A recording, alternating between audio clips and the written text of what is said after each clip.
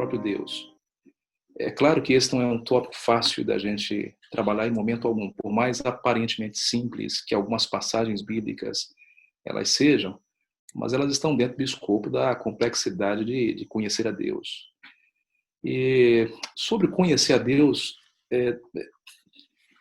deixa-me falar um pouquinho acerca disso. Esse ramo da filosofia, chamado de epistemologia, que tenta explicar a natureza, os fundamentos e acerca do conhecimento de modo geral, ela traz para o nosso programa moderno essa possibilidade de sistematizar o nosso conhecimento acerca da própria realidade. A realidade é aquilo que nos cerca. Quando isso é aplicado a Deus, aí nós temos algum vislumbre, alguma noção bem interessante para compreender melhor Deus. É claro que vem algumas perguntas epistemológicas, como é possível, por exemplo, o conhecimento. Logo a gente percebe, nesse lado filosófico, que há algumas posições em que alguns se colocam. Há aqueles que são céticos em relação ao conhecimento, acham que a mente não pode, de fato, aprender absolutamente nada. Esse é o chamado ceticismo absoluto, que não deixa de ser dogmático no sentido negativo, no sentido de a gente não conseguir realmente aprender a realidade em sua totalidade. Mas há também aqueles céticos que, quando tentam responder essa pergunta epistemológica acerca da possibilidade do conhecimento, que são relativistas. Ele diz, é possível sim aprender alguma coisa da nossa realidade, apesar de não ser absolutamente tudo, mas é possível. Já quando a gente se volta para o fundamento do conhecimento, esse ramo da filosofia vai se dividir em várias outras áreas, como, por exemplo, o empirismo. Me recordo que John Locke fala que quando o ser humano nasce, a sua mente fica completamente vazia e precisa ser preenchida com conhecimento por meio das percepções sensoriais.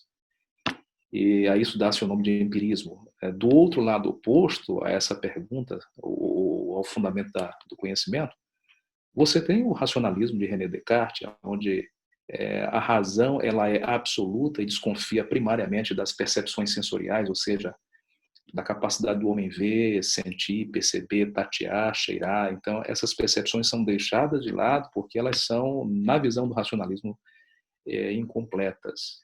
E há uma suspeita muito grande de que, se de fato podemos aprender a realidade, conhecer de fato, por meio daquilo que a gente vê ou tem contato. Por essa razão que a lógica humana ela entra em cena nesse processo epistemológico de aprender a realidade, e a razão é quem determina agora o conhecimento. Finalmente, Immanuel Kant, ele chega e faz ali, e traz uma posição mais intermediária, chamada de a priorismo kantiano, onde ele acredita que é possível conhecer a realidade à nossa volta, através tanto do empirismo quanto do racionalismo, ou seja, através das nossas percepções sensoriais e da razão e da lógica absoluta. Eu também creio dessa forma, que isso nos encaminha um pouquinho para a compreensão acerca de Deus. Só que nós temos que compreender, nesse início de palestra, que Deus é um ser completamente infinito. E ele está muito além da capacidade epistemológica do homem. Então, do ponto de vista da cognoscibilidade, isso não é possível para nenhum de nós aprendermos ou aprender a Deus, conhecer a Ele, a menos que Ele se auto-revele para nós. Então, no processo de auto-revelação de Deus a nós, é que se dá essa troca de conhecimento, onde nós somos o sujeito e Deus se coloca na perspectiva de um objeto que deseja ser conhecido. Então, quando isso ocorre, nós temos a revelação de Deus por meio, principalmente, das Escrituras, para título de conhecimento.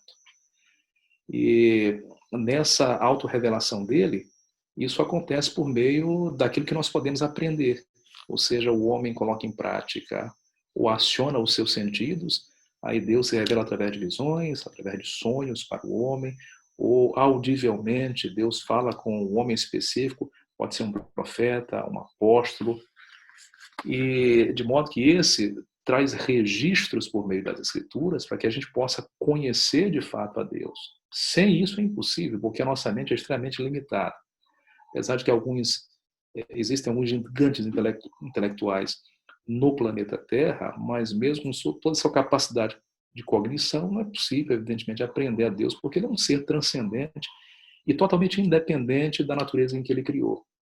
Embora ele é um ser relacional e pessoal e que se coloca à disposição do homem quando ele bem quer, e esse é o processo de autorrevelação de Deus. Então, não é fácil a gente lidar com esse tema Deus, em qualquer que sejam as circunstâncias. Então, eu me coloco bem ao lado de Santo Agostinho quando ele fala de que quando se refere a Deus como um ser trinitariano, você pode negá-lo e você perderá a salvação. Mas se você tentar compreender Deus no seu aspecto trinitariano ou triuno, com certeza você perde a cabeça, e eu concordo com Santo Agostinho nesse aspecto, tá certo? Então, o melhor mesmo é admitir que, assim como Jó fez, que não é possível descobrir os segredos e nem compreender completamente o Todo-Poderoso. Da mesma forma, o salmista, ele diz que esse conhecimento é maravilhoso demais para qualquer um de nós e é sobremodo elevado para que a gente possa atingir. Então, é mais fácil admitir, como o Salmo 145, versículo 3 fala, que a grandeza de Deus ela é insondável por nós. E que Isaías também 40, versículo 28, diz que não é possível esquadrinhar o entendimento de Deus. Então, enquanto Deus é colocado como objeto, nós temos que admitir a nossa incapacidade de aprender totalmente esse objeto. É óbvio que isso já deixa muito claro que existem muitas perguntas que não são explicadas pela mente humana, porque o processo de autorrevelação de Deus acaba sendo limitado para nós. Ele só se autorrevela em uma medida em que é suficiente para que a gente possa conhecê-lo basicamente e processar, sim, o mais importante, que é a nossa redenção, a nossa salvação. Então, quando se trata de doutrina de Deus, que é um processo sistematizado dentro da Bíblia, e a doutrina, já adianto, que é definida como um conjunto de princípios que servem para basear um sistema que pode ser literário, pode ser filosófico, político ou religioso. Essa doutrina, do ponto de vista da teologia, ela significa ensino. E um ensino que envolve ideias e crenças normativas dentro das escrituras sagradas. Então, são ensinos específicos encontrados na Bíblia, sistematizados de tal forma que facilita o entendimento, a compreensão humana. Ou seja, nesse processo epistemológico, a Bíblia Sagrada ela precisa ser a base normativa, conceitual, para definirmos a Deus naquilo que Ele quer se autorrevelar para a gente. Então, existe, evidentemente, um limite de cara sobre o conhecimento epistemológico que o homem pode ter em relação a Deus. Afinal de contas, o que é revelado é para nós, nossos filhos. O que não foi revelado, não adianta a gente avançar, mesmo com a nossa capacidade cognitiva em relação a Deus. Esse é um primeiro aspecto que eu quero deixar bem claro aqui entre nós. Saindo dessa parte introdutória, vamos tratar agora dessa questão do conceito trinitariano. Tá?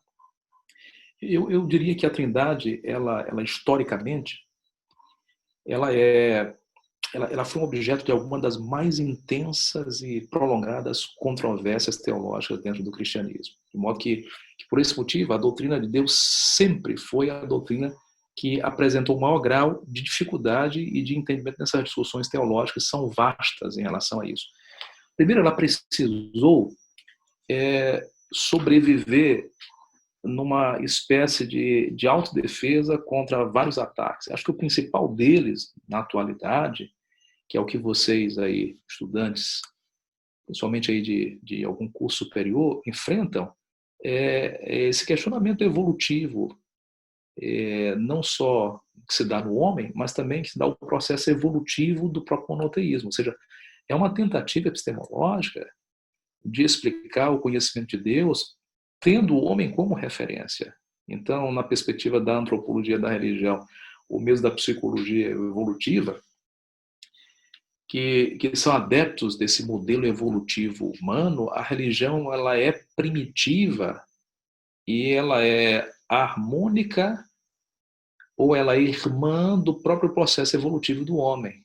Ou seja, nessa evolução de Deus, como é chamado entre eles, o homem de Neandertal dos primeiros com capacidade cognitiva, passando para a variação dele para o homem sapiens, e finalmente o homem moderno, à medida que o homem vai evoluindo, vai também evoluindo o seu pensamento, a sua compreensão acerca de um Deus que ele mesmo vai criando da mente. Então, isso inclui as formas rudimentares da religião do animismo, que acreditava em uma pluralidade de manifestações divinas criada pelo próprio homem, através de espíritos que habitavam em vários lugares, uma espécie de panteísmo, em árvores, em pedras, etc. E à medida que o homem vai evoluindo, ele vai também, digamos assim, aperfeiçoando o seu pensamento acerca de um Deus que ele próprio cria na mente dele. Seguido pelo politeísmo, que agora você tem uma crença em vários deuses, até você solidificar isso para o próximo passo, que é uma espécie de enoteísmo, onde se cultua uma divindade sem desconsiderar as demais. E, finalmente, esse pensamento vai se aperfeiçoar e chegar até o monoteísmo. Então, essa é a explicação de um Deus que evolui junto com o próprio pensamento humano, mas que a base da existência de Deus no homem é a própria imaginação humana, que vai evoluindo até chegar a esse processo. Talvez esse seja realmente o maior desafio, que é o desafio que permeia no ambiente acadêmico, especialmente no ambiente público brasileiro, diria até no mundo também, nas universidades. Tá? Então, existem várias formas de se pensar acerca de Deus, ou formas de monoteísmo. Mas eu adianto que é exatamente o oposto do que eu acabei de comentar. Tá? Não há outra opção. O modelo que nós queremos é o modelo criacionista, onde o homem ele é o centro do planeta Terra, mas que tem um ser superior a ele mesmo, que o criou, evidentemente. Então, sua crença sobre Deus nasce de uma relação pessoal com Deus e não de uma criação humana independente de um ser que de fato existe, como é o caso essa evolução de Deus no pensamento secular evolucionista. Consequentemente, não existe esse processo evolutivo do homem. O homem já nasce de forma completa, plena, harmônica, correto? Então, aconteceu foi exatamente o contrário. O homem nasce completamente com uma relação monoteísta, vendo e se relacionando com o próprio Deus. Depois que o pecado entra, então o homem afasta-se de Deus, é que começa os conceitos equivocados acerca de Deus. Aí você vai para um processo invertido, um enoteísmo, crendo num Deus sem desprezar outros. Aí você vai minimizando e desenvolvendo um pensamento mais minimalista acerca de Deus, alcançando o politeísmo e, finalmente, o animismo, que existe como religião até hoje, por exemplo, no norte da África. Então, o processo é exatamente o contrário, invertido. Né? Sendo assim, o que existe é um Deus monoteísta, evidentemente. Só que esse monoteísmo, nós o encaramos como um monoteísmo trinitariano.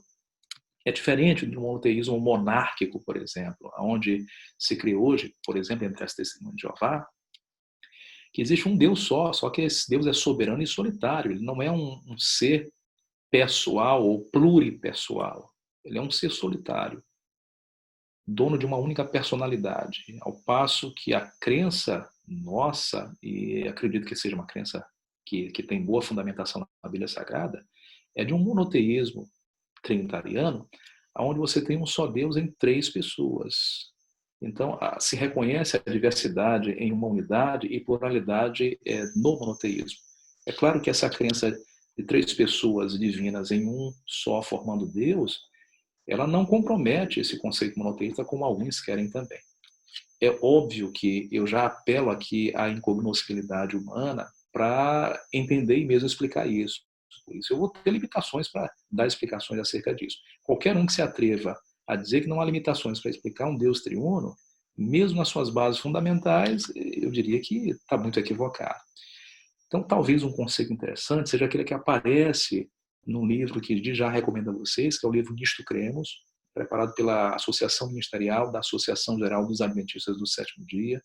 A nova edição dele traz na página 33, a edição anterior trazia na página 35. Mas a página 33 diz que esse Deus monoteísta trinitariano, ele é uma pluralidade de pessoas dentro da divindade, que deveria ser visto muito mais como uma unidade de três pessoas coeternas que se interrelacionam de forma única e misteriosa. Aí eu chamo aqui a atenção para a palavra misteriosa.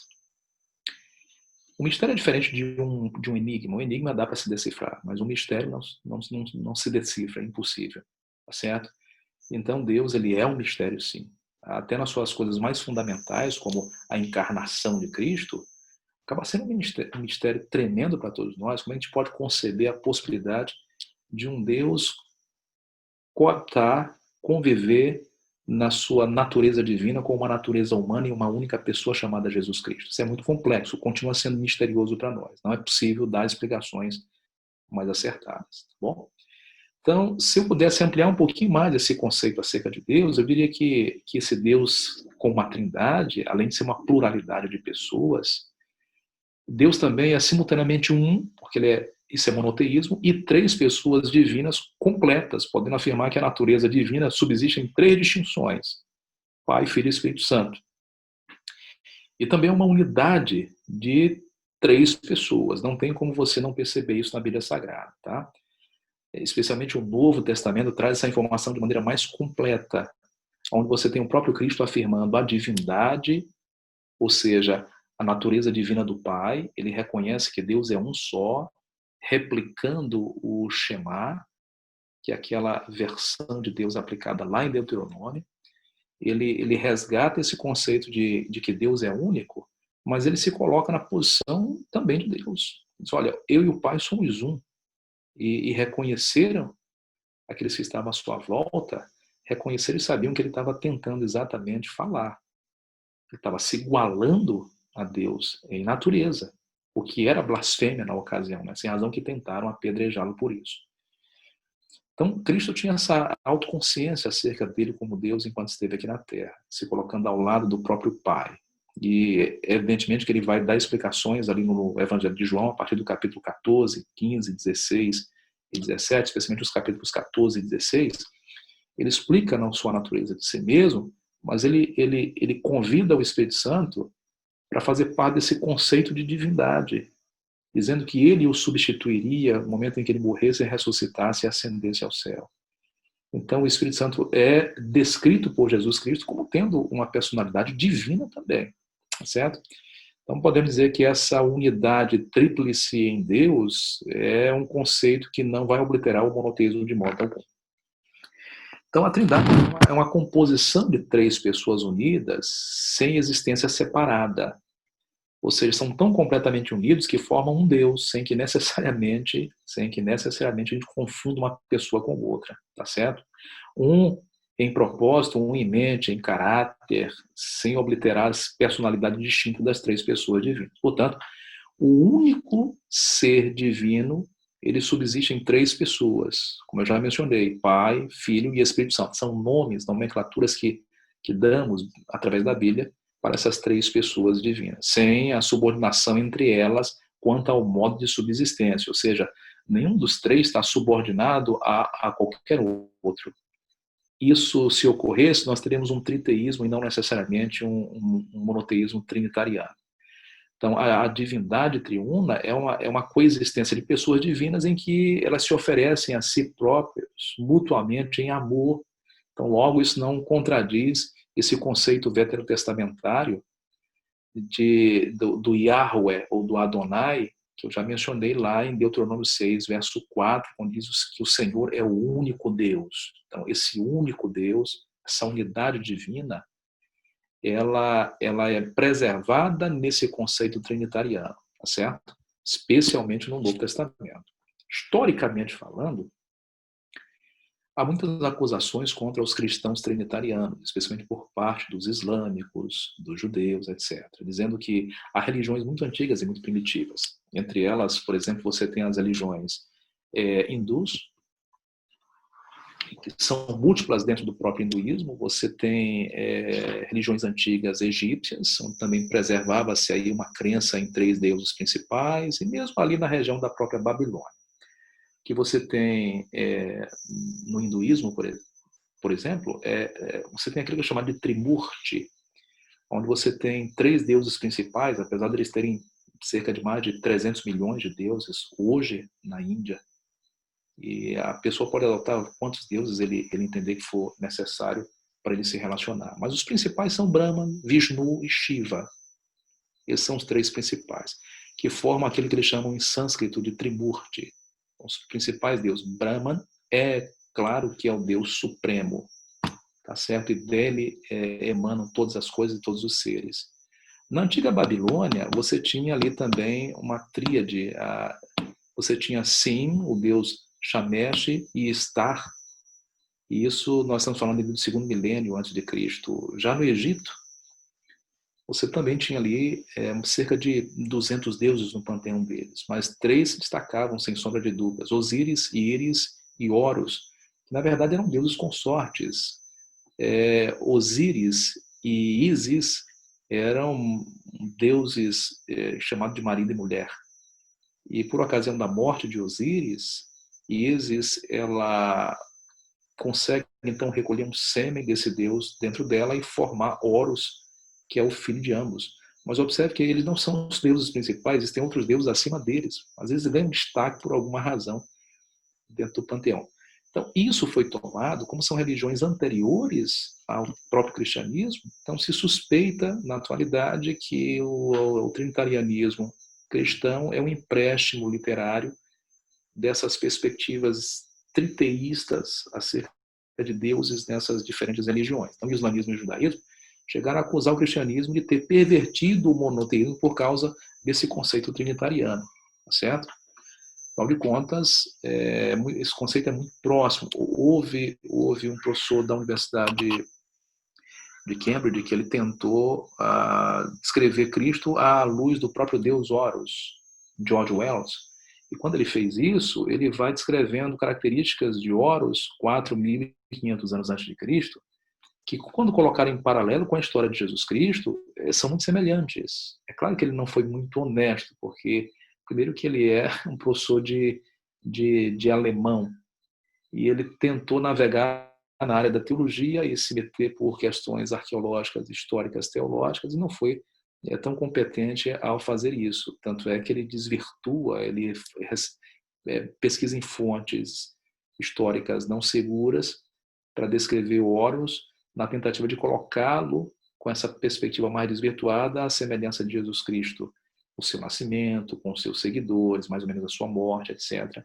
E alguns até hoje pensam que realmente Cristo nada mais é do que uma réplica histórica do deus Horus. Quando você vai nas fontes originais históricas do deus egípcio Horus, não resta dúvida que não há nenhuma relação entre Cristo e Horus.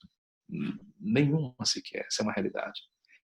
Bom, então para fazer uma distinção um pouco melhor, para que a trindade não seja confundida com uma tríade, o que nós temos é que na tríade você tem 3 divindades, são 3 deuses, um distinto do outro e às vezes independentes um do outro. A trindade não é dessa forma. Eu já dei conceitos, então acho que isso ajuda a distinguir um pouco. Na trindade você tem um Deus com uma natureza infinita, ao passo que na tríade você tem deuses com naturezas infinitas. Lembrando agora há pouco que falei que Osíris é morto por seu irmão e Horus tenta se vingar daquele seu deus tio, vamos chamar assim, contra a morte do seu próprio pai. Então eles têm uma natureza infinita, ao passo que a trindade ela recebe características ou atributos não compartilhados com nenhuma de suas criaturas, como a sua onipotência, onipresença, onisciência, e nessa tríade o que nós temos, pelo menos no aspecto histórico e religioso, é que a gente encontra facilmente deuses que são impotentes, que não têm onisciências, que são onipresentes, são deuses de localidades geográficas, que são mutáveis, ao passo que Deus é imutável. A gente percebe imperfeições nessas tríades, ao passo que Deus é perfeito.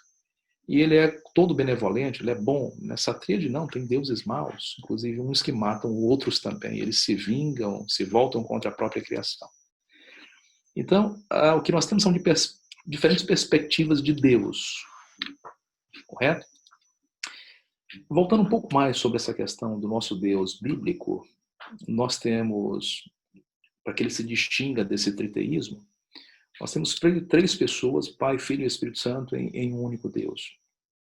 Isso nós chamamos de trinitarianismo, que vai se opor a conceitos também modernos, como o triteísmo, que, repito, ainda é muito utilizado em algumas poucas civilizações do mundo, entre elas, volto a repetir, na Índia, onde Deus ele não é um ser individual, mas uma comunidade de 3 seres separados que trabalham juntos em uma unidade perfeita no triteísmo. Mas tem uma hierarquização de deuses, correto? Tem uma hierarquização, mas no caso do nosso Deus, ele é distinto porque há um só Deus em três pessoas e não há hierarquização entre Pai, Filho e Espírito Santo. Eles são uma unidade de três pessoas coiguais, para se distinguir do triteísmo. Há também uma outra forma de enxergar Deus, que é o modalismo, onde não se acredita que Deus ele é distinto em três pessoas, mas ele é um único ser. E é uma pessoa que se manifesta de três modos diferentes. Ou seja, ele se manifesta como o Pai no Antigo Testamento, e depois ele aparece em cena de novo e se manifesta como Jesus Cristo, o Filho. Ele sai de cena e entra na história novamente, se manifesta agora como o Espírito Santo. É uma única pessoa fingindo, digamos assim, ou sendo, ou tentando se mostrar de três pessoas de modos diferentes, mas uma única pessoa.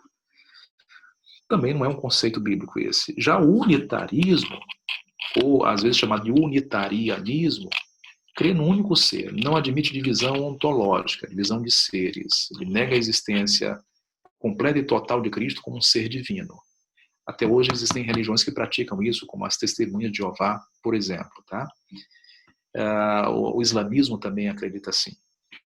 Mas o nosso Deus da Bíblia, de fato, é esse Deus trinitariano. Há afirmações monoteístas muito fortes em toda a Bíblia Sagrada, em Gênesis, em Êxodo, em Deuteronômio, no primeiro livro dos Reis, no capítulo 18, em Isaías 44, 6, versículo 7. Mas no Novo Testamento, também Jesus admite em Marcos 12, versículo 28 a 34, que nosso Deus é o único Senhor. E também há um só Deus, o Pai. Isso o apóstolo Paulo vai escrever em 1 Coríntios, no capítulo 8. E esse Deus único e verdadeiro é um só Deus, mas ele não é um só Deus em uma única pessoa, porque o próprio Cristo entra em cena e se auto-revela dessa forma. Então existe aquilo que eu chamo de quadro sucinto da Trindade, onde a primeira coisa que a gente quer saber se de fato Deus ele é Deus, ele tem que ter características e atributos. Então, existem vários atributos de Deus. Eu classifico pelo menos 5 deles que vão identificar um ser como um ser divino. Que é a sua eternidade. Esse ser, para ser Deus, ele precisa ser eterno, autoexistente, ele não pode ter sido criado. Ele tem que ter sido eternamente quem ele é, infinito em ser. Ele precisa ser onipotente, porque se ele é eterno, ele tem condições de fazer absolutamente tudo. E por ser onipotente, ele tem a condição e a capacidade de criar. Na sua capacidade criativa, ele tem poder para criar e ele cria, é o criador do universo de modo geral. Mas ele não só cria, mas ele também é onisciente, porque ele tem ciência de sua própria criação. Mas ele não só é onisciente, mas ele é como um ser pessoal e relacional, ele se relaciona internamente entre ele mesmo, ou seja, Pai, Filho e Espírito Santo, mas ele também se relaciona externamente a ele com os seres criados. Por isso que ele é onipresente. Ele precisa estar presente porque ele é um ser pessoal e relacional, repito. Essas são as 5 características ou atributos básicos para identificar um ser como divino. Quando investigamos as Escrituras e fazemos uma lista de textos, um processo sistemático, a gente chega à conclusão de que o Pai é Deus, Êxodo capítulo 20, versículo 2. Mas você vai em Salmo 90, em Jó 42, você vai em Isaías também 42, Provérbios 15, você vai encontrar essa identidade do Pai como sendo Deus. Quando você dá uma olhada no Novo Testamento, você se surpreende, porque tem ali em Hebreus 1, verso 8, Mateus 28, 18 e 19, em João, no capítulo 1, verso 1 até o versículo 3, em Mateus 9, versículo 44, e principalmente em 1 João, capítulo 5, versículo 20, você tem essas características todas identificando o Filho como Deus. Para a surpresa nossa, você também encontra outros textos identificando o Espírito Santo como Deus. O clássico texto de Atos 5, versículo 3 a 4. E, além disso, você tem Hebreus 19, 14. O próprio Salmo 139 fala muito do Espírito Santo, especialmente destacando a sua onipresença e onisciência. O próprio Jó, no capítulo 33, versículo 4, identifica ele como criador do homem, repetindo um texto que tem em Gênesis, capítulo 2, versículo 7. Enfim, então só resta fazer uma pergunta. Se o Pai, Filho e Espírito Santo têm esses atributos, então ou eles são uma única pessoa, e isso nós vamos chamar de monoteísmo, unitarista, ou você tem um único ser que ora se apresenta com o Pai, Filho e Espírito Santo, ou temos três deuses, triteísmo, ou então temos um trinitarianismo. Então, como essas três pessoas juntas são conceituadas como Deus, o melhor é optar por um ser único, divino, porém tripessoal, que é aquilo que nós chamamos tecnicamente de trindade, embora não encontramos essa palavra na Bíblia Sagrada. Então, essa unicidade faz com que o Pai ele não seja o Espírito, que o Espírito não seja o Filho, e que o Filho não seja o Pai, e vice-versa, porque eles são distintos em pessoas, mas juntos eles formam aquilo que nós chamamos de Deus. Tá certo? Existem várias evidências bíblicas disso. O próprio Deus diz em Isaías 44, versículo 6, eu sou o primeiro e eu sou o último, além de mim não há Deus. Então isso é interessante. Se Cristo se igualou ao Pai em divindade, por que não há Deus além do próprio Pai? Então, só resta admitirmos a possibilidade de que esse Deus ele existe em mais de uma pessoa, para que a gente não incorra no erro de estar adorando a Jesus como um homem apenas, um ser humano, e isso seria, evidentemente, idolatria para todos nós, tá certo? Por isso que Cristo, juntamente com Deus, o Pai, ele diz, olha, vocês não devem ter outros deuses diante de mim, no nosso texto clássico ali dos 10 mandamentos, Êxodo 20, versículo 3, correto? Então, não ter é uma proibição direta acerca dessa possibilidade de você se curvar ou reverenciar um outro ser que não seja o próprio Deus. O próprio Deus ele nos protege contra isso. Então, na Bíblia hebraica, ou seja, no Antigo Testamento, existem indícios que apontam para essa tripessoalidade em Deus. A começar por Deuteronômio 6, versículo 4, que diz que o Senhor nosso Deus é o único Senhor. Ouve Israel, nosso Deus é o único Senhor.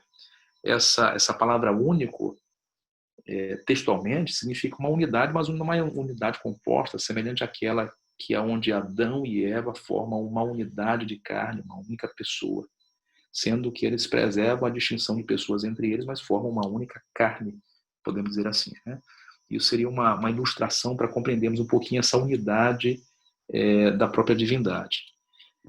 Então Deus se revela na sua natureza multipessoal, quando em Gênesis 3, versículo 22, diz, olha, disse o Senhor, eis que o homem se tornou como um de nós, ou então, façamos o homem a nossa imagem e semelhança, vinde, desçamos e confundamos o homem, em Gênesis capítulo 11. Então, esses textos, eles demonstram uma pluralidade interna no próprio Deus. O próprio verso 1 ao verso 2 do livro de Gênesis, do primeiro capítulo, já revela ali um nome aplicado a Deus, que ele é pluralizado. Ali, não estou dizendo que existe uma trindade nessa descrição de Deus, mas ali a gente percebe claramente duas pessoas atuando na criação do próprio mundo. Quando a gente vai para para João 1, verso 1 ao verso 3, a gente percebe que Cristo é trazido para compor esse Deus tripessoal que está envolvido inteiramente na criação do universo inteiro e também na criação do nosso planeta Terra e do homem, onde ele próprio é identificado como Criador no verso 3, João 1, verso 3, mas também ele no verso 1, desse Evangelho de João no primeiro capítulo, ele é identificado como estando com Deus, que era Deus, ou seja, mostra uma independência da primeira pessoa, mas uma coeternidade também com ela, uma relação de vida eterna ao lado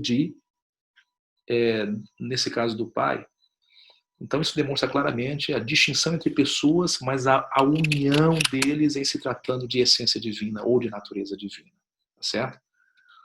Existem muitos outros textos na Bíblia, tanto do Antigo quanto do Novo Testamento, que nos levam a crer de que, de fato, existe esse papel, que existe essa identidade de Deus no aspecto mais tripessoal. O Novo Testamento ele vai aprofundar esse conceito dinâmico da pluralidade divina, já presente no Antigo Testamento, não de forma tão ampla como nós gostaríamos, afinal de contas, essa revelação ela é progressiva. e ao mesmo tempo em que afirma a unicidade de Deus. Então, eu gosto de um texto que o próprio Jesus proclama em Marcos 12, versículo 28, onde ele diz que o nosso Deus é o único Deus. E ele diz, olha, amarás ao Pai, a Deus sobre todas as coisas e também a ti mesmo. Então, essa repetição do Shema de Deuteronômio 6, versículo 4, por Cristo, mostra que ele reconhece a unidade de Deus. Tá certo? Ele mesmo diz, olha, a vida eterna é esta, que te conheço a ti como o único Deus verdadeiro e a Jesus Cristo, aquele a quem enviaste. Né? Mas quando a gente olha para o Antigo Testamento também, como textos muito reveladores, como Miqueias 5, verso 2, que fala que Jesus nasceria e sairia, ouviria de Deus, mas que ele é desde os dias da eternidade, isso mostra que ele encarnaria, nasceria em uma determinada região geográfica do planeta, ele conviveria conosco por um tempo, mas ele é pré-existente eternamente. O texto revela isso seguramente.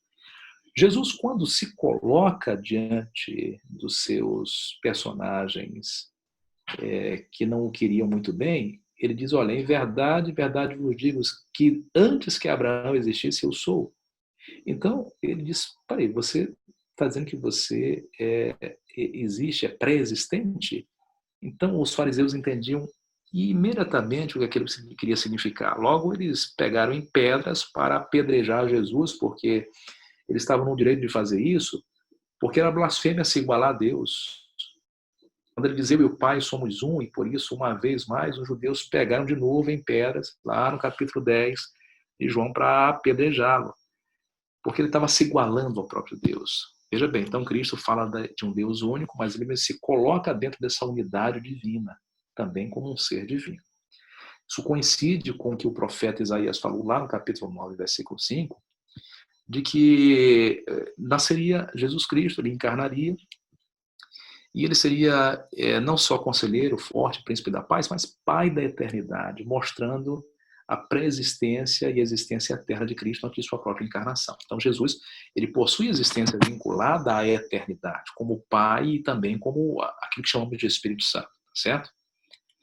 É óbvio que o texto que ganha maior destaque é aquele que eu já mencionei em João capítulo 1, versículo 1, onde ele é o princípio, ou que no princípio da relação intratrinitariana, o verbo que é identificado como Logos e Jesus Cristo, ele estava com Deus e o verbo era ao mesmo tempo Deus, ou seja, estava com, é uma distinção da segunda pessoa em relação à primeira pessoa da divindade, e era Deus identifica a divindade da segunda pessoa, portanto nós não podemos duvidar de modo algum, mesmo se dá em relação ao testemunho das Escrituras do Novo Testamento sobre a identidade do Espírito Santo. Observe que Mateus 28, versículo 19, é um texto extremamente revelador, que diz que ide por todo mundo, fazer discípulos de todas as nações, batizando-os em nome do Pai e do Filho e do Espírito Santo. Então existe uma partícula e do Filho e do Espírito Santo que, numa formulação de regrinha da língua grega, demonstra que quando essa partícula de ligação está entre substantivos, reconhece-se que esses substantivos estão em pé de igualdade. Então, nós podemos responder com absoluta convicção de que, pelo texto que o próprio Cristo pronunciou, ele está se igualando ao Pai, bem como igualando o Espírito Santo a ele e ao Pai, numa tripessoalidade dentro da própria divindade. Então, Jesus acreditava profundamente ser Deus, ele era autoconfiante sobre a sua própria divindade. Então ele diz, olha, eu e o Pai somos um, João 10, versículo 3, texto bem conhecido, tá certo? Ele reconhece que ele é o Filho de Deus e todos que se apropriavam, não é só um trato normal como nós temos hoje, que somos filhos de Deus. Esse título dado a Cristo era uma referência à sua própria divindade. Tanto é que somente esse Filho de Deus poderia sentar-se à direita do Deus Pai Todo-Poderoso. Então, é por essa razão que vão responder os judeus, lá em João 19, acho que o verso 7, salvo engano, de que eles vão responder para Jesus que ele está se fazendo a si mesmo de Deus. Então, se ele se faz a si mesmo de Deus, só resta agora ele perder a vida pela lei que o próprio Deus estabeleceu, que é de blasfêmia, apedrejamento por blasfêmia. Então, Cristo se arriscava para assumir a sua própria identidade divina, certo? Em João, capítulo 5, os versos 21 e 26, fala exatamente do Pai participando da ressurreição do próprio Filho. Mas também nós temos em João capítulo 10, versículo 17, o Filho participando da ressurreição dele próprio. Naquela misteriosa relação entre a natureza divina e humana, onde quem morre não é a natureza divina, e sim a natureza humana, mas a natureza divina do Filho participa de sua própria ressurreição. E o Espírito Santo também, em Romanos 8, versículo 11, também participa da ressurreição do próprio Cristo. Então, você vê uma atividade da própria divindade, não só na criação, na encarnação do Filho, mas também na sua própria ressurreição. Então, há esse processo de condução de Cristo pela própria Trindade, não limitada apenas a uma pessoa, tá certo? Epistemologicamente falando, não é possível conhecer a Deus sem que ele se auto-revele para nós, e se auto-revele nas Escrituras com esses detalhes, essas riquezas de detalhes. É óbvio que muita coisa ainda fica no ar sem ser respondida. O próprio conceito de Deus é um conceito muito difícil de ser estabelecido. Mas a gente consegue, dentro das Escrituras, chegar a essas conclusões que eu, muito rapidamente, aqui tracei com vocês, tá certo? Então, nós não podemos conhecer a Deus nem do ponto de vista completamente empírico e nem totalmente racional. Mesmo que a gente use essas duas coisas juntas num apriorismo kantiano e concentrar todos os nossos esforços epistemológicos na tentativa de aprender a Deus como objeto infinito e supremo, pela própria natureza desse objeto, entre aspas, de estudo humano, que é Deus, que é infinito, ele já não é possível ser conhecido, nem que a gente coloque todo o poder da lógica e da racionalidade para conhecê-lo. Nem que a gente use outras áreas do conhecimento humano para tentar conhecer a Deus, isso é muito complexo. Então, daí, só nos resta, de fato, nos conformarmos com isso que, basicamente, a Bíblia fala para nós acerca de Deus. Então, nós somos seres completamente finitos, pecadores, com a nossa mente comprometida pelo pecado, e que Deus não nos deixou só nessa tentativa de conhecê-lo. Ele se relaciona conosco, ele é um ser pessoal que faz questão de estar presente. Ele é um ser transcendental, ou seja, independe completamente da natureza em que ele cria, mas ele é um ser imanente, pessoal. E a prova de sua imanência é a própria encarnação de Deus através de um homem chamado Jesus Cristo, que viveu entre nós e que deixou para nós o exemplo da própria divindade. E a partir daí ele faz aquilo que nem outro Deus faz. Os ditos deuses dessas religiões que até hoje tentam sobreviver pelo mundo afora. Então, ele é um ser pessoal que compartilha conosco alguns de seus atributos principais, a sua bondade, a sua misericórdia, o seu amor, que é o mais importante, que é a arma que Deus tem para combater completamente o mal nesse dualismo ético estabelecido ali no princípio do conflito cósmico. Esse é um Deus que ele é pessoal, está preocupado conosco. Ele não só está além dos céus, mas ele está presente conosco o tempo inteiro. Então, por isso o próprio Cristo disse em Mateus 18, versículo 20, que ele estaria constantemente conosco, bastava nos reunirmos em seu nome que ele estaria com a gente. Então, Deus nunca nos deixará a sós nesse mundo. Ele sempre é um Deus presente porque ele é relacional. E essa trindade funcional no processo de redenção do homem, cada um faz a sua parte, o Pai entregando o Filho morrendo em nosso favor para nos resgatar, o Espírito Santo nos convencendo do pecado, da justiça e do juízo, toda essa ação trinitariana dentro daquilo que a gente chama tecnicamente de economia da Trindade, que é a ação salvífica de Deus e redentiva, está à nossa disposição.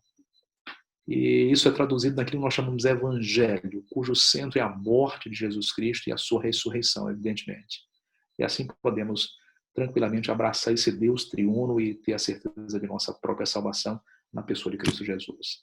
Bem, amigos, será que eu tinha um pouquinho para falar a vocês? Na sua fala, esse embasamento que a Trindade, enquanto a doutrina, ela tem no Novo Testamento, né, na autoconsciência de Jesus Cristo, no ensino apostólico. Mas nós sabemos que, embora isso fique muito claro no Novo Testamento, esse tema, essa doutrina, ela não teve lá a sua importância dentro desse contexto de expansão do evangelho lá em Atos, essa preocupação em falar desses detalhes, né? Se falava de Cristo como divino, né? E até alguns autores que vão trabalhar uma perspectiva mais histórica acerca da doutrina de Deus vão falar num certo conceito de divindade. Então, eu queria que o senhor falasse sobre essa evolução histórica e quando é que realmente a Trindade passa a se tornar uma coisa que o movimento cristão se preocupa, fala sobre o arianismo, né? Sobre a questão de Nicéia, sobre esse assunto historicamente. Ok, me preocupa um pouquinho quando a gente fala de conceito que evolui acerca da Trindade para que ele se configure em algum ponto da história, geralmente entre quarto e quinto século. Eu fico um pouco preocupado com isso, porque o conceito de Trindade ele é perfeitamente bíblico e neotestamentário. Quando o cânon do Novo Testamento é encerrado, quando os apóstolos, no caso João, ele vai distribuir os seus escritos para a comunidade cristã na região ali da Ásia Menor, dentro desses escritos, o conceito de um ser trinitariano, de Deus como ser trinitariano, já está totalmente configurado. Acredita-se, portanto, especialmente dentro do catolicismo romano, que isso não ocorreu assim, precisa de um processo de evolução conceitual até que no quarto, quinto século isso se defina formalmente. Claro que, historicamente, você sempre teve um conceito, sempre nós tivemos um conceito acerca de Deus, conforme esse que eu acabei de escrever agora há pouco. Mas quando Ário ele aparece na história, ele faz uma nova proposta, que não é de um trinitarianismo, senão de um monoteísmo absoluto. Só que a grande questão é que Ário ele lê e tem contato com os escritos de Orígenes. Então, Orígenes é para o Oriente aquilo que Santo Agostinho é hoje, até hoje, para o Ocidente. Então, ele é um gigante em se tratando de teologia nesse período inicial. Então, esse grupo de teólogos que a gente chama de patrísticos, como Justino Mártir, Orígenes, Santo Atanásio, os pais capadócios, o próprio Agostinho, esse grupo de teólogos, eles começam a escrever numa tentativa de defender a doutrina cristã diante de ataques que vinham do Império Romano de diversos lugares. Escritores famosos como Celso e outros mais, eles escreviam tratados, um dos tratados era contra o próprio cristianismo, que jogava por terra a condição de Jesus Cristo ser Deus. Esses homens precisavam escrever em resposta a isso. Orígenes foi um deles. Escreveu um tratado chamado Contra Celso, refutando as argumentações de Celso contra o cristianismo. Ao fazer isso, ele precisa, para ser ouvido, para chamar a atenção das autoridades, a quem ele queria colocar um tratado nas mãos para que eles pudessem ler, precisaria ter o mesmo nível intelectual deles. E para que isso ocorresse, era necessário que alguém desse explicações de suas convicções, suas ideologias, utilizando como metodologia a filosofia grega. E aí começaram os nossos problemas.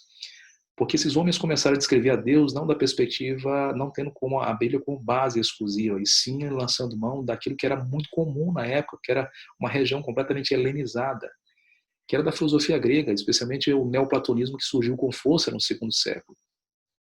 E assim, Orígenes descreveu a Deus, o Pai, como sendo a origem da divindade, como ele criando o Filho, ou gerando o Filho, e o Espírito Santo também sendo gerado pelo próprio Pai. Aí começaram os nossos problemas conceituais acerca de Deus, porque Ário logo em seguida toma os escritos, observa que pela filosofia grega, o que temos aqui é um Pai que é semelhante a um Monas, falado por Platão, que é um ser único, absoluto, que é imutável e que não pode se envolver com a sua própria criação. Logo, ele precisa de algum ser intermediário, a quem Platão chamava de demiurgo, e que Ário aceitou tranquilamente como sendo a figura do Logos de Jesus Cristo. Então ele chegou à conclusão que Cristo foi criado pelo próprio Pai, pelo ser absoluto. Então esse conceito levou o próprio imperador Constantino, no dia 20 de maio de 325, à cidade de Nicéia e convocar lá em Constantinopla pertinho de Constantinopla, na Turquia, a convocar nessa cidade chamada Nicéia um concílio nesse mesmo ano. E Ário não pôde estar presente, mas Alexandre de Alexandria esteve representando ele, leu a carta dele, e aí a comunidade cristã ali representada, vários líderes de vários lugares da Ásia e tal, alguns poucos representantes lá de Roma vieram também. Eles então fizeram aquilo que é chamado de credo niceno. Logo em seguida, no próximo concílio, em 381, você tem um outro credo, concílio chamado de Constantinopla. Então, esse credo ficou conhecido como credo niceno-constantinopolitano, que elabora uma crença e rechaça completamente a ideia ariana. Aí acredita-se que a partir do quarto século, depois de embates e embates teológicos, a doutrina da Trindade foi finalmente configurada. O que não é verdade. Essa formatação já se deu no próprio Novo Testamento, tá certo?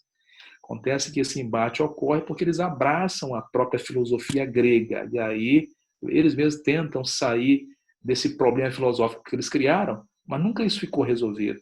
E as igrejas todas, nós temos aí, por exemplo, abraçam esses mesmos conceitos arianos.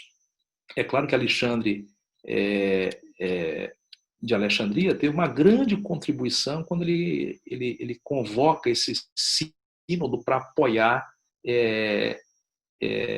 Ário, que havia perdido, e isso é um problema. Mas, finalmente, esse concílio, pelo menos ele ajudou a estabelecer critérios e bases interessantes na fortalecimento da crença de Jesus como um ser divino, né? Pelo menos isso. Uma segunda pergunta, essa daqui já foi resolvida, professor.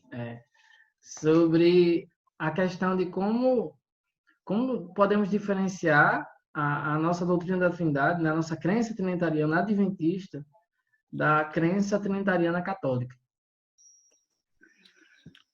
Certo. É uma questão muito longa. Eu posso resumir da seguinte forma. Se você investigar as declarações de crenças adventistas com as declarações de crenças do catolicismo romano, você não percebe nenhuma distinção. Não à primeira vista. Então você vai no catecismo católico e investiga o conceito trinitariano deles. E vai na nossa crença fundamental número 2, das 28 que nós temos, e você não vê muita diferença, pelo menos aparentemente. Só que um pouco abaixo daquilo que nós lemos, ou seja, pesquisando um pouquinho mais fundo, e vendo as pressuposições existentes por trás das declarações de crença do catolicismo, que é chamado de dogma da Santíssima Trindade, você vê uma diferença brutal. Por quê? Porque o catolicismo ele vai abraçar o conceito de Deus triuno nesse processo de evolução de conceito até o Concílio de Nicéia, depois o Concílio de Constantinopla, na sequência o Concílio Calcedônio. Esses 3 ou 4 primeiros concílios, eles dão respostas, primeiro, à natureza divina de Cristo, e na sequência, os outros 2 concílios, especialmente de Calcedônia, ele vai dar uma resposta a uma briga interna sobre cristologia, a natureza, as duas naturezas na pessoa de Jesus Cristo. Quando esses concílios eles chegam às suas conclusões e fecham, ali então o catolicismo acredita que o conceito de Deus está estabelecido. Para nós isso não é uma realidade, porque a resposta que dão nesse credo niceno-constantinopolitano, que fala sobre Jesus Cristo como sendo Deus e o Espírito Santo também, você tem que, obrigatoriamente, se aceitar isso, você vai ter que aceitar uma linguagem metafísica filosófica presente nessas declarações que são contrárias, totalmente contrárias aos conceitos do Novo Testamento acerca de Deus. Por exemplo, o credo niceno fala que nós temos um só Senhor Jesus Cristo, Filho unigênito de Deus, gerado do Pai antes de todos os séculos. Essa expressão gerado não é uma expressão bíblica, é uma expressão filosófica, com o peso filosófico todo. O que é gerado? Cresce, portanto, da seguinte forma. Descrição católica. Então, Jesus Cristo, ele não foi criado. Então, para diferenciar esse conceito diário, eles têm que abraçar o mesmo conceito platônico diário para dizer que, em lugar de Cristo ter sido criado, em algum tempo, em algum ponto do espaço do tempo, Deus ele precisa viver num ambiente atemporal, onde não há presença de espaço-tempo, e ali naquele momento ele gera a partir de si próprio o Filho, ele é gerado e não criado. Então, como ele está num ambiente que é eterno, e eterno lê-se sem presença do tempo e do espaço, então ali Cristo é eternamente gerado. Por isso ele é tão igual quanto o próprio Pai, tão divino quanto ele. Só que o conceito bíblico não diz isso. O conceito bíblico aponta muito fortemente para um ser espaço-temporal, como nós também somos em Deus. Então, se isso ocorre, não há distinção entre o criado e o gerado no conceito ariano e no conceito católico romano. Então, eu diria então que a Trindade católica, em resumo, ela segue um conceito acerca de Deus cuja base é filosófica platônica e aristotélica, já que Tomás de Aquino ele vai descrever a Deus pura e exclusivamente pelos escritos de Aristóteles, e assim dá um conceito para ele. Nós diríamos que não, que quando a gente enxerga esse conceito de Deus exclusivamente pela Bíblia, ele é contrário ao conceito estabelecido pelo catolicismo romano, tá certo? Sendo assim, o que nós temos é, na verdade, são duas declarações que aparentemente são muito próximas, mas elas são distintas. E outra, nós não distinguimos apenas o conceito trinitariano adventista do catolicismo, mas também do próprio protestantismo. Que o protestantismo tem como base também esse conceito que o catolicismo tem. Veja que João Calvino, ele diz que eles reconhecem, ele escreveu em uma de suas literaturas, que ele mantém a palavra de Deus que está além da esfera do nosso julgamento. Mas eles também consideram, ao lado da palavra de Deus, as declarações conciliares desses 4 concílios. O que ele quer dizer com isso? Que eles têm um prestígio pela Bíblia, mas a tradição também eles não deixam de lado. Por essa razão que quando Martinho Lutero ele promove a reforma protestante, mas ele não reforma o conceito de Deus. Esse ele não deixou. O conceito de Deus da reforma protestante é exatamente igual ao conceito do catolicismo, completamente misturado às ideias de Santo Agostinho e de Tomás de Aquino, que são, evidentemente, ideias eminentemente filosóficas e não escriturísticas, bíblicas, né? Então, aí está praticamente essa diferença principal. Eu diria que há uma distinção muito grande entre a descrição adventista da Trindade para a descrição católica e protestante da Trindade. Então, concluindo, se você for ver o conceito de Deus no catecismo, também no livro de Concórdia do luteranismo, você vai ver a confissão de fé presbiteriana e mesmo a confissão de fé ali dos batistas, todas elas têm esse reconhecimento, esse conceito de Deus triuno com base nessa construção filosófica e não escriturística. Logo, nós não podemos dizer que nós temos uma mesma perspectiva. Pelo contrário, tá? Eu poderia até dizer que crer nesse conceito de Deus trinitariano, aonde Jesus Cristo é gerado na eternidade e o Espírito Santo procede de ambos, isso é muito próximo a um triteísmo, porque você tem uma hierarquização de deuses, você tem uma distinção ontológica, onde você tem um pai que é monárquico, é superior ao Filho e ao Espírito Santo, e assim gera os demais. Isso é triteísmo. E talvez eles poderiam ser até facilmente acusados de politeístas, porque se Cristo é gerado, e o conceito de geração é exatamente igual ao conceito de criação ariano, então Cristo é um semideus. Ele não é Deus pleno, logo nós estaríamos aí envolto a uma idolatria de um ser humano, de um ser, ainda que seja um ser com uma dimensão maior do que a nossa, com um privilégio que nós não temos, mas é um ser humano, é um ser criado. Então nós estaríamos aí muito próximo da idolatria e do politeísmo também. Isso é um perigo para a nossa própria fé, né? Agora eu vou abrir para as perguntas, né, dos participantes, certo, professor? Tudo bem? Vamos lá. O primeiro foi pelo me recordo, o Ricardo está aqui com a mão levantada.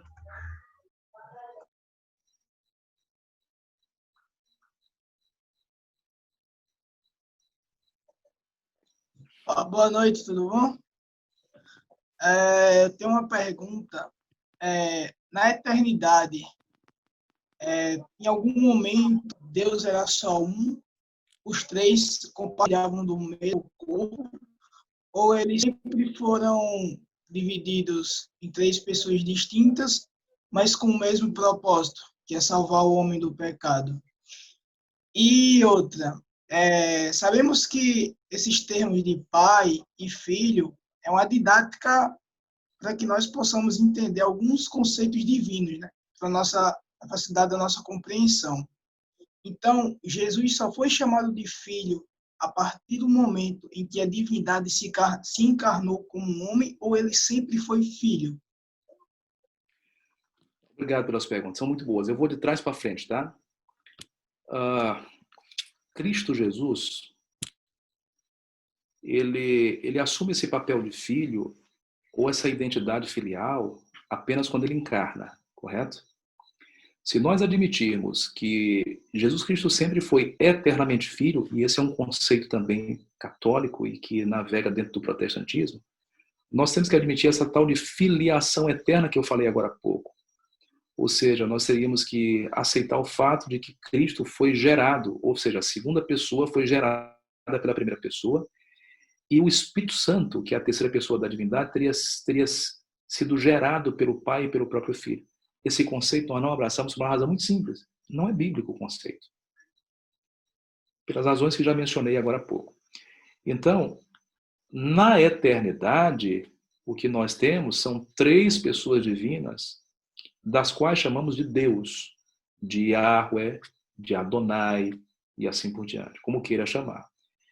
Essa nomenclatura de filho, volto a repetir, ela só foi aplicada à segunda pessoa da divindade quando ele encarna, e ele é o Filho de Deus, e em Mateus capítulo 1, no versículo 8, em seguida, você tem o Espírito Santo, que é aquele que vai se encarregar de fazer com que a segunda pessoa da divindade se torne humano dentro do ventre de Maria. No momento em que ele nasce como filho de Deus, tá certo? Não é só como filho do Pai, a primeira pessoa da divindade, mas também do próprio Espírito Santo que o gera. Então, essa linguagem é que a gente chama de trindade funcional, onde cada um tem um papel dentro do plano da redenção que ocorre dentro da história humana. O próprio Deus se torna histórico com os humanos para poder resgatá-los.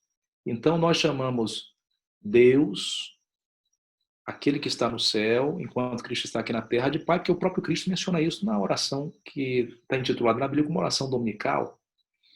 Pai nosso que está no céu. Então ele mesmo assume a função de filho de Deus em Daniel, capítulo 9, capítulo 7, versículo 9, versículo 13 e 14. Ele é o filho do homem, ou filho de Deus. Correto? Isso também vale para o Espírito Santo. O Espírito Santo, ele é chamado de Espírito de Deus, Espírito de Cristo, Espírito da verdade, Espírito eterno, Espírito Santo. No Antigo Testamento são só 3 vezes que aparece a expressão Espírito Santo, somente.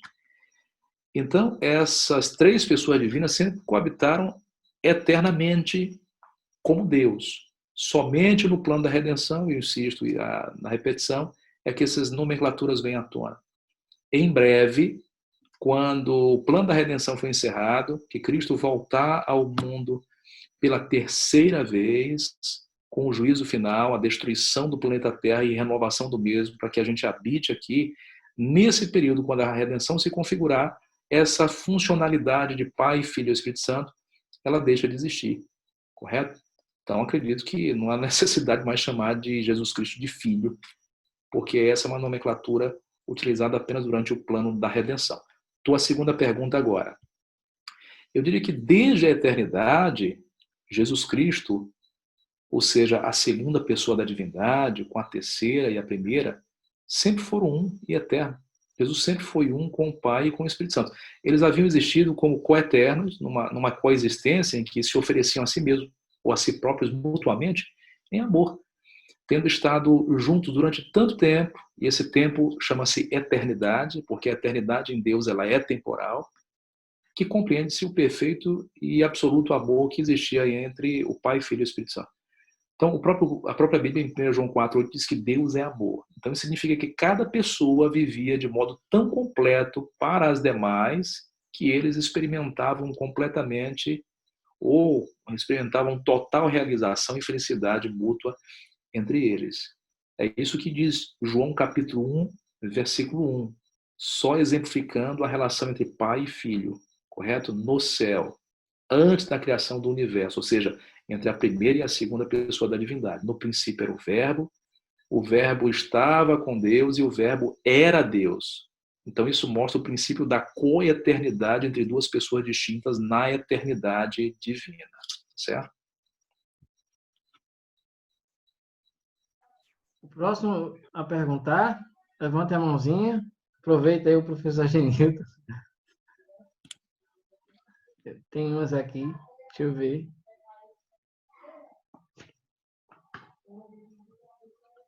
Bem, enquanto ninguém levanta a mão, vou fazer as duas que me faltam. Professor, é o seguinte, sobre Deus ter um corpo, a corporeidade de Deus, né?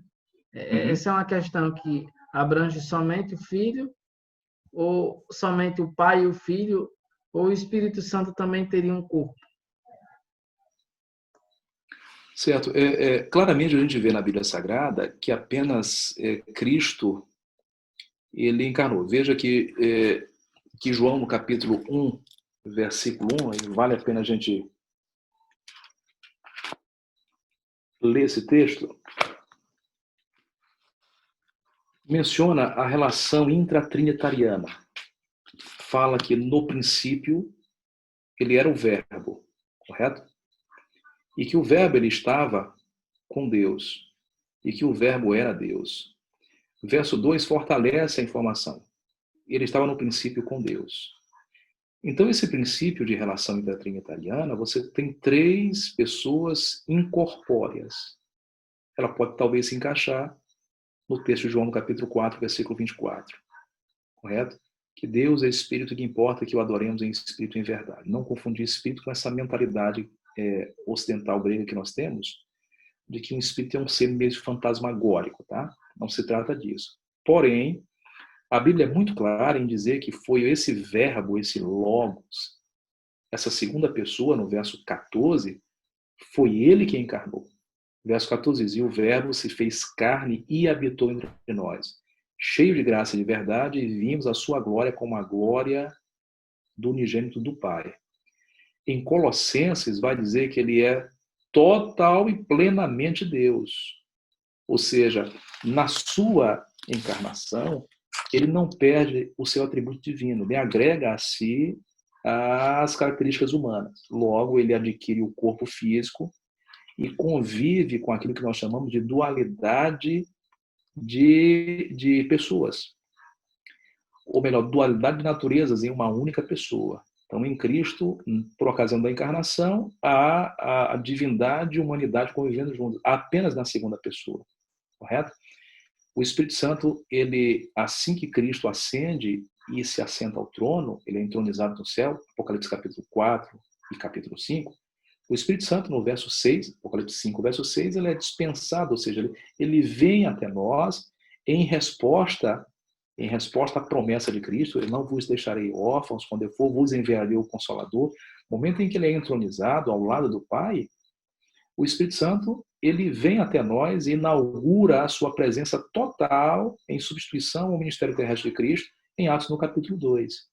Logo que nós podemos falar, que somente Jesus Cristo possui corporeidade, certo?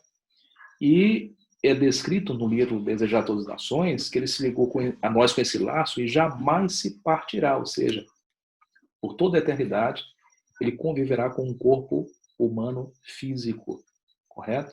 Mas eu não posso dizer o mesmo para as outras duas pessoas da divindade.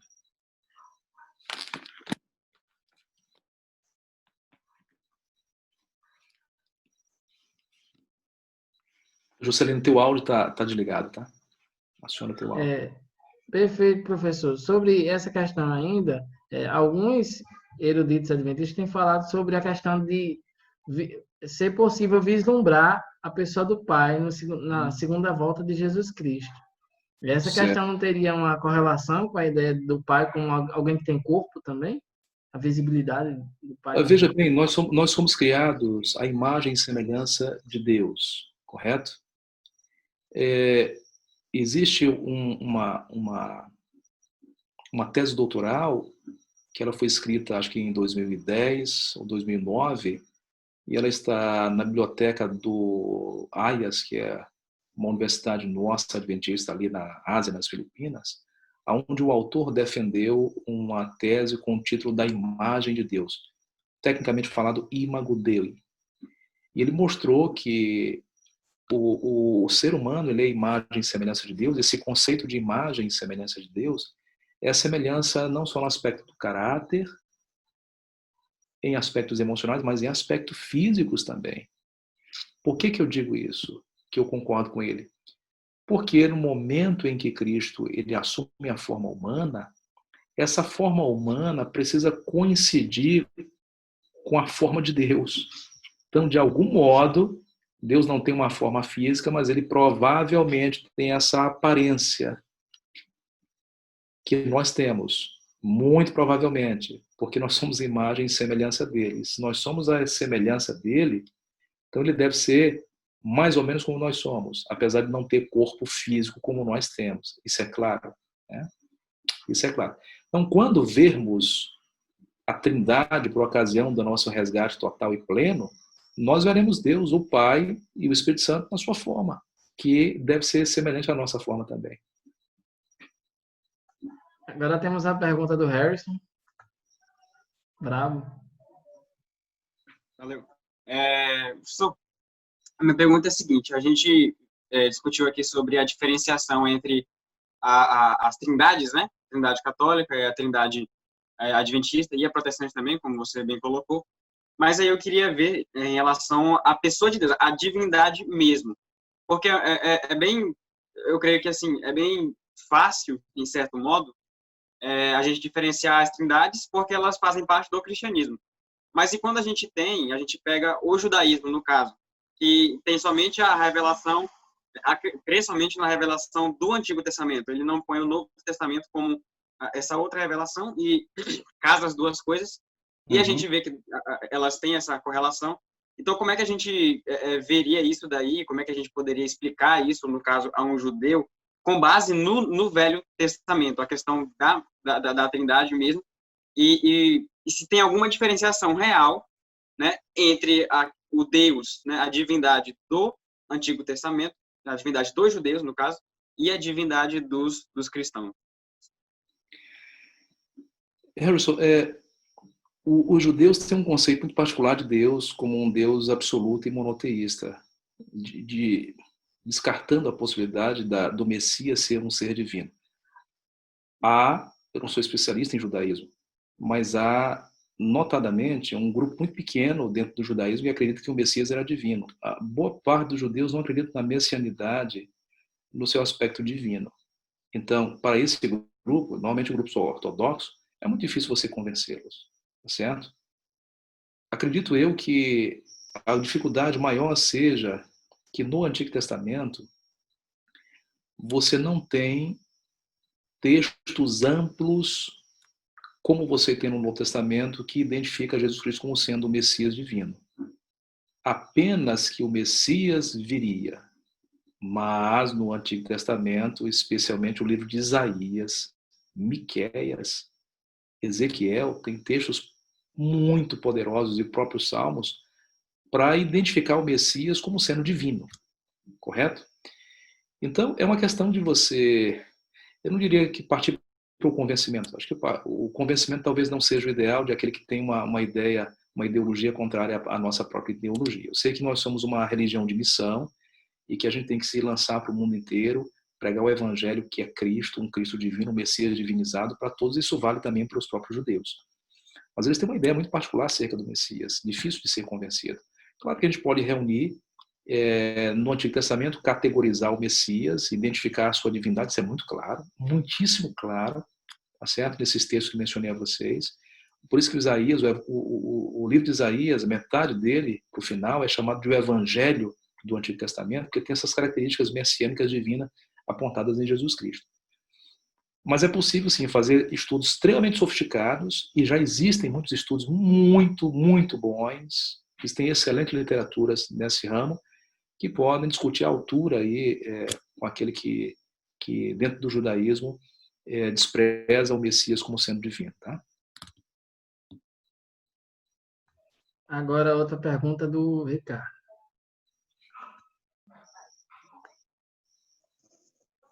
Bom, sabendo que quando Jesus se encarnou, ele perdeu alguns atributos divinos, como a onipresença, e sabemos que ele vai vir no Espírito Santo, ele usa o Espírito Santo para ter esse recurso, né? Fala todo olho verá. Então, minha dúvida é a seguinte: todo olho verá ele ou o evento, por o evento ser algo grande, entendeu? Ou vão ver a pessoa de Cristo, todos? Desculpa, a parte final da tua fala foi interrompida aqui, congelou para mim. Você pode repetir a parte final da pergunta? Nós veremos, aí a partir daí eu não entendi mais. Nós veremos, todos verão Cristo ou o evento, por o evento ser grande? Cristo ou quem? Ou o evento, todo o evento. De que evento você está se referindo? Da volta de Jesus. Eu não estou entendendo a tua distinção que você está estabelecendo. Qual é a distinção entre Cristo em si e o evento da vida de Cristo em si? Onde você está tentando chegar? Não. Minha pergunta foi a seguinte: sabendo que Cristo ele não tem o atributo da onipresença e ele usa o Espírito Santo, então na sua volta, na Bíblia fala que todo olho verá. Mas aí minha pergunta é a seguinte: todo olho verá a Cristo ou todo olho verá o evento de sua volta? Não, acho que talvez, pelo menos na minha opinião, tá? Talvez a gente precisa corrigir a tua pergunta logo no princípio. Você já chega fazendo uma declaração, uma afirmação. Você afirma que Cristo perdeu sua onipresença e ele se torna presente pelo Espírito Santo.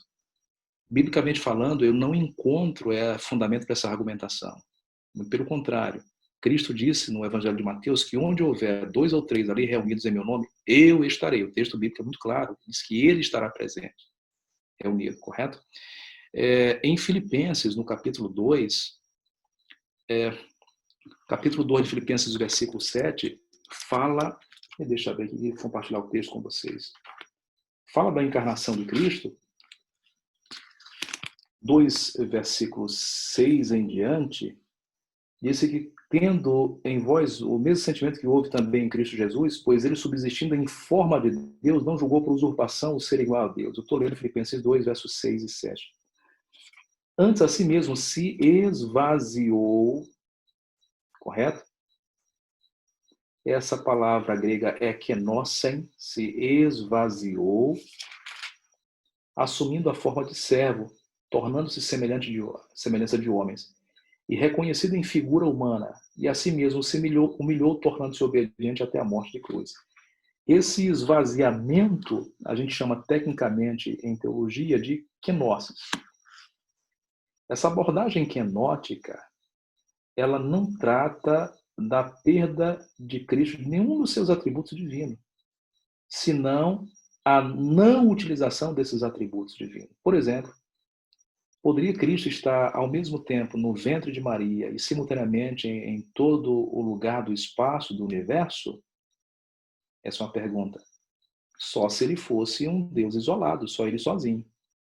Mas ele é um Deus triuno, e isso aí nós estamos entrando no nível do mistério deles. Eu não posso dar a resposta a essa pergunta. A minha resposta, a minha suspeita maior é que sim.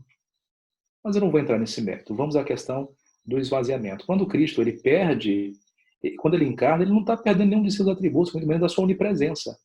Ele apenas não a utiliza enquanto está entre nós. No momento em que ele ressuscita e ele reassume, olha o que diz o Mateus 28. Esse texto aqui de Mateus 28, versículo 18, ele pode ser tranquilamente aplicado ao momento da entronização de Jesus Cristo, quando ele readquire de volta, vamos chamar assim, né? Uma linguagem mais humana. 28, versículo 18. Jesus aproximou-se e falou dizendo, olha, toda a autoridade me foi dada no céu e na terra. essa autoridade dele é readquirida quando ele se esvazia, ou seja, ele se esvazia, ele não perde nenhum de seus atributos divinos, especialmente aqueles que mencionei que identificam a divindade. Se ele perde, provavelmente ele deixa de ser Deus, pela perda de um de seus atributos. Então, quando ele retorna para o céu, ele então todo o poder dele agora pode ser exercido em nosso favor, por essa razão que em Mateus 18, versículo 20, ele vai claramente mencionar o texto que eu já citei agora há pouco, dizendo para os seus seguidores, que por onde quer que vocês estiverem, 2 ou 3 reunidos em meu nome, ali estou no meio deles. Esse estou é uma identidade pessoal dele, ele não está atribuindo isso a nenhuma das outras pessoas, ele mesmo está presente, correto? Como isso acontece, sendo ele 100% humano, eu não posso te dizer. Isso aí, eu acho que ninguém pode responder isso. Mas não podemos dizer que ele não está presente. Logo, a sua onipresença continua sendo parte de Jesus Cristo, assim como o Espírito Santo também. Agora, se ele quiser estar presente entre nós através do seu Espírito Santo, tudo bem. Logo, o evento de Cristo é na plenitude da sua onipresença. Por essa razão que todo olho verá, do contrário, ninguém poderia ver. Mesmo porque talvez o nosso planeta Terra sendo meio esférico, ele aparecendo em um ponto geográfico, provavelmente quem está do outro lado, pela lógica humana, talvez não teria acesso visual a isso. Mas como ele é onipresente, e é por essa razão que todo olho o verá. Verá quem? O Espírito Santo? Não, verá Jesus Cristo. O texto de Apocalipse é muito claro, né? É isso aí. Mais alguma pergunta, pessoal? Estamos chegando ao fim do episódio de hoje. O bate-papo está aberto para quem não quiser falar.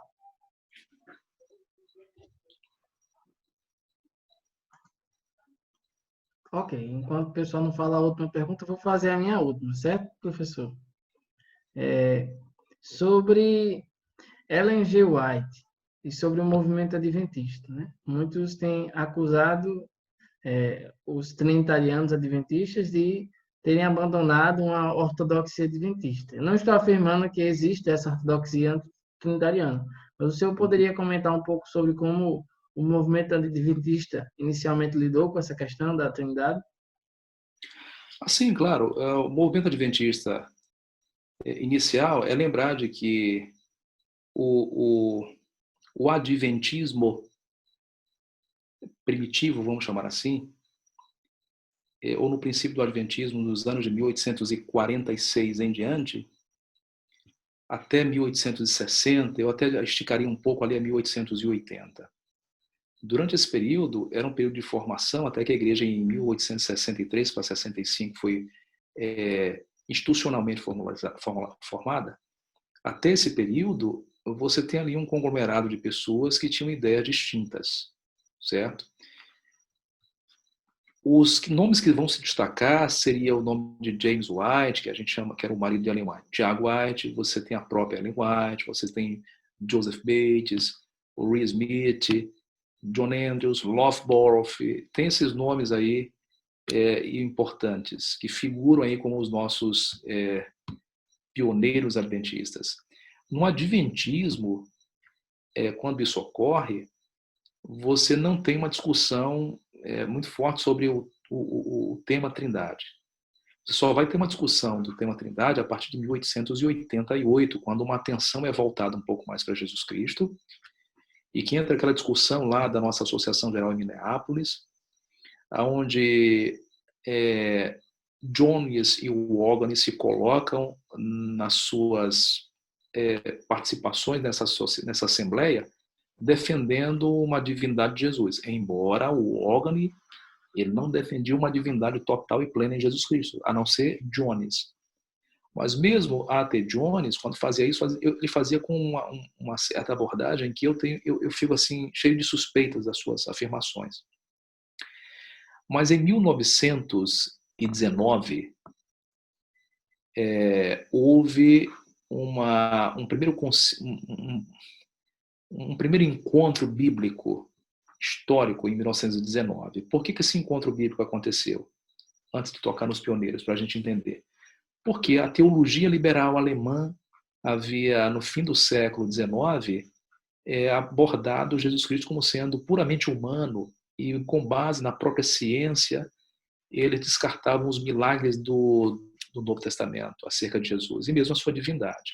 Então, isso levou a uma contra-reação do mundo protestante, os ditos fundamentalistas evangélicos, que contra-argumentaram acerca dessa teologia liberal. O próprio Karl Barth, que era liberal, ele tentou voltar para uma posição intermediária entre a radicalização dos evangélicos e a liberação total dos protestantes.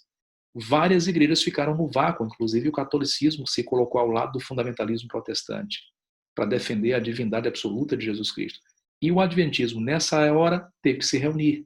E aí se deu esse primeiro encontro bíblico de 1919. Até lá, você ainda tinha metade que acreditava que Jesus Cristo era divino e outra metade não. Existe uma tese doutoral muito boa do Dr. Michael W. Campbell, e ele escreveu amplamente acerca disso, com uma riqueza de detalhes muito grande. Foi feita uma taquigrafia, há um registro literal de todos os participantes, com suas mensagens, desde inspirações até embates teológicos fortes.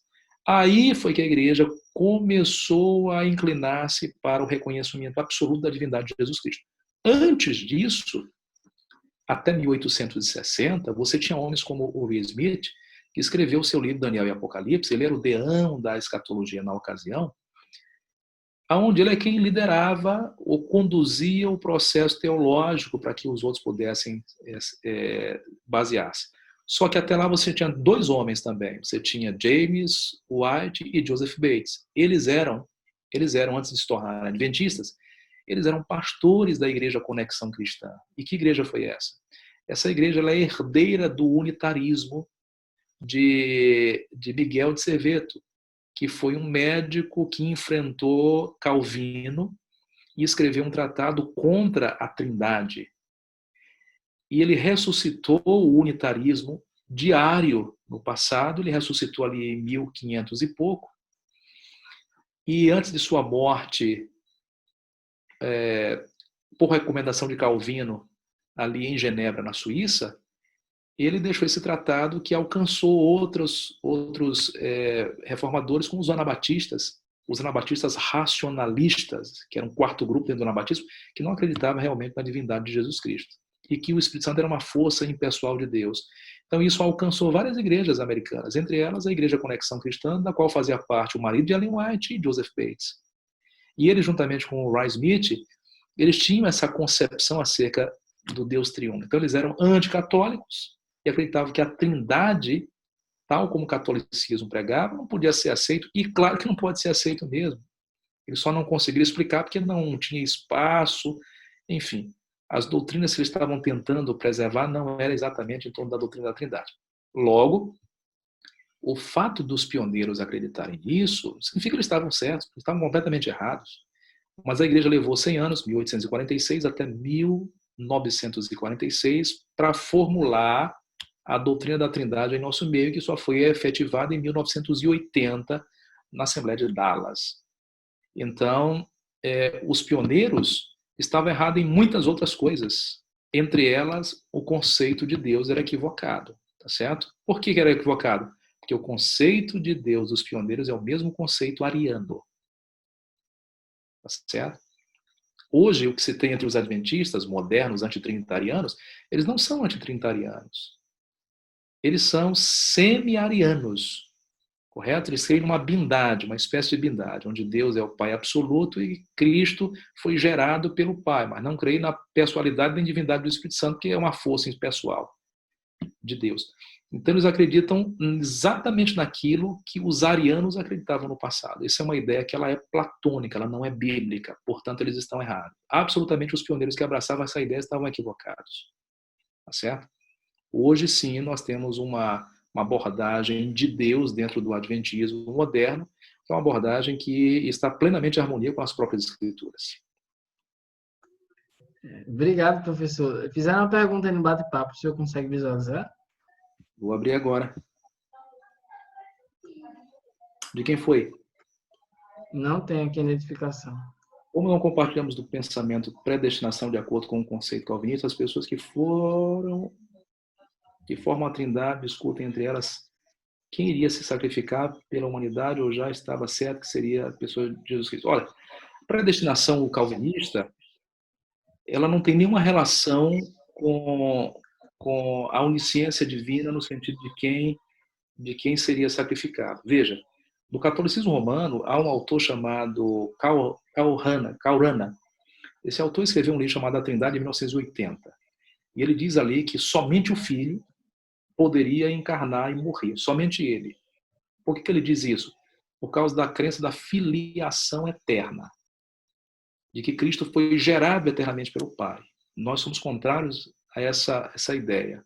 Logo, havia uma coeternidade entre as três pessoas. Quando eles se reúnem em um conselho celestial para decidir a criação do universo, não só do planeta Terra, ali o Cordeiro já foi morto desde a fundação do mundo. Ou seja, de algum modo, eles tomaram uma decisão que não temos revelação nas Escrituras Sagradas, de que a segunda pessoa encarnaria. Como essa decisão foi tomada? Não sabemos. Mas sabemos que a decisão foi tomada com base, com antecedência naquilo que é chamado de presciência de Deus, não é nem onisciência. Onisciência é a capacidade que Deus tem de conhecer tudo. Mas de conhecer o futuro infinito é chamado de presciência, é uma característica da própria onisciência de Deus. E a presciência revelou por antecipação que o pós-criação da natureza, isso inclui o universo, anjos e também inclui o próprio ser humano, ele já viu antecipadamente que o homem cairia e que o anjo Lúcifer também cairia. Logo, ele providenciou o plano da redenção. Isso não tem nada a ver com a predestinação de acordo com o conceito calvinista, tá?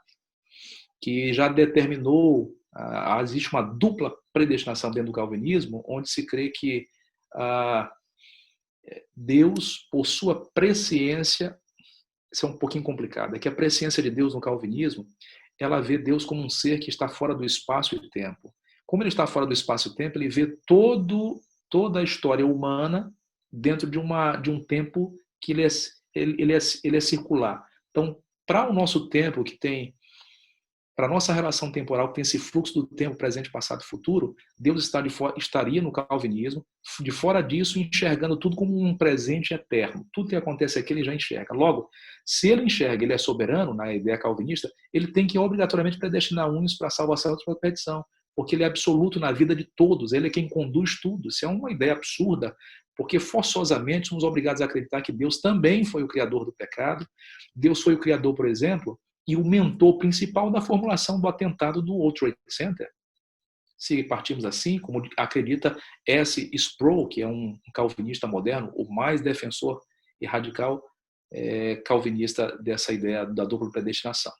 Não é nesse aspecto. Deus, ele antevê o que vai acontecer, ele não interfere na história humana por conta do novo livre-arbítrio, por isso ele não interferiu no processo de criação do pecado por Lúcifer. Aí tem um mistério da iniquidade, isso a gente não vai entender nunca perfeitamente, e de lá Lúcifer atinge o nosso planeta, fazendo com que o pecado nos alcance. Então tudo isso já estava diante do próprio Deus, que apesar de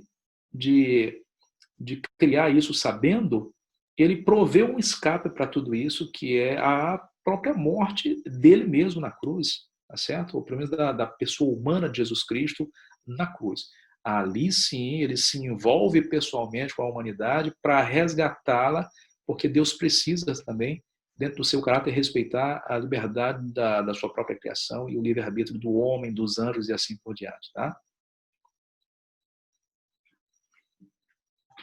Professor, nesse momento o senhor poderia agora colocar aí à disposição visual a bibliografia?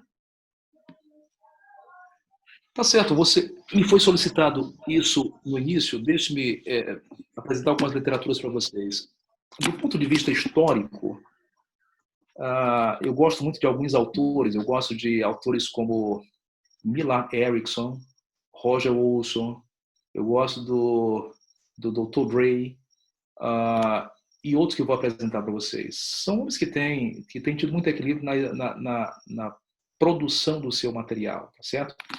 Dentro do Adventismo, eu recomendaria alguns livros específicos para vocês, dentro do Adventismo, tá?